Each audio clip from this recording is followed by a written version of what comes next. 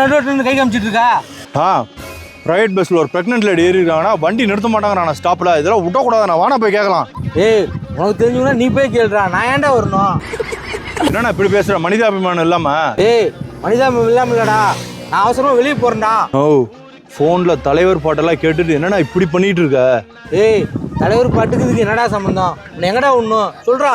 ஓ, வண்டி அப்படியே வளானா. நோ, இந்த பாட்டு போட்டுனா நீ எப்போ போய் சேர்றது? நான் சொல்ற பாட்டை போடணும். இப்போ எடுனா வண்டிய.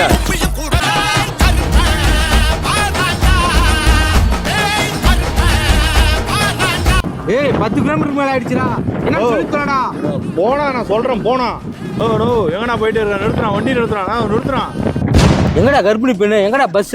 எங்கடா காலேஜுக்கு முன்னாடி வண்டி நிறுத்திருக்கா? யோ, கர்ப்பிணி பெண்ணு பஸ்ஸா?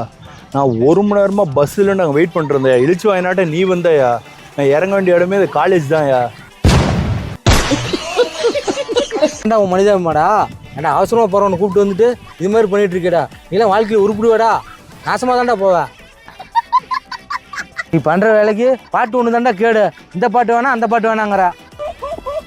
யோ, நான் நல்லா வரேன் வராட்டி போறேன். என் ஆள் வர டைம் ஆச்சியா. இதுதான் என் மனிதாபிமானமே.